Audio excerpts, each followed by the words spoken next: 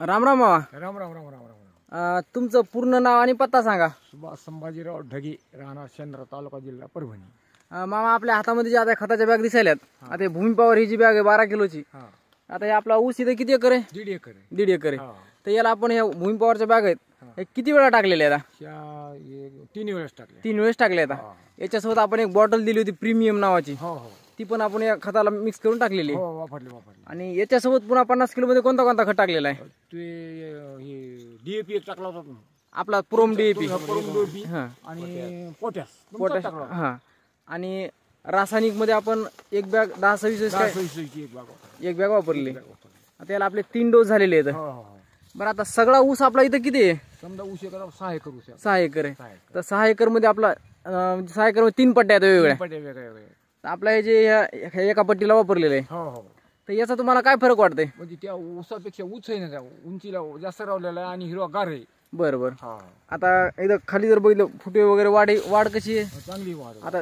आता याला जर हात लावला तर ते हात पुरत नाही, समजा बराच पुरत नाही भाई, असं इतकं झालेलं आहे. उंच झालेला आहे. उंच झालेला आहे. बरोबर. बरं आता ज्याला आपलं टाकलं नाही त्याची उंची कशी आहे? उंची कमी आहे त्याची. बरोबर. थोडस दाखव बरं कशी. आता खाली फुटवा वगैरे कसा आहे याचा? फुटो चांगली त्याची. आता हे कांड्याला लागलेला आहे. आता इथे जर बघितलं तर कांडे नेमकेच लागायला सुरू झालेले आहे. आता पाचट असल्यामुळे दिसत नाही पण खाली.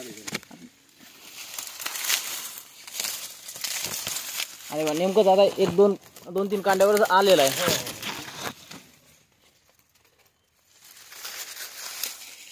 एक दोन कांड्यावर सुरू झाले. बरं वरचा कसा आहे? आता ज्याला नाही टाकलं त्याचा काय फरक आहे? दाखवा बरं थोडस कसा आहे ऊस. काय माहिती.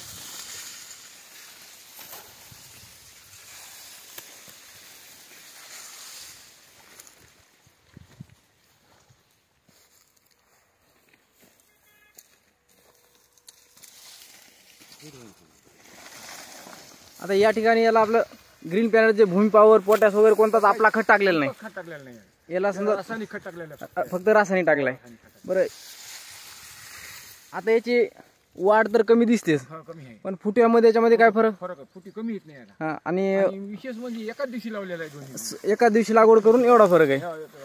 आता हे कुठं जर बघितलं उंची म्हणजे आता हा या हाताला येत नाही. आणि हे आता इथं धुराच आडवा आहे फक्त.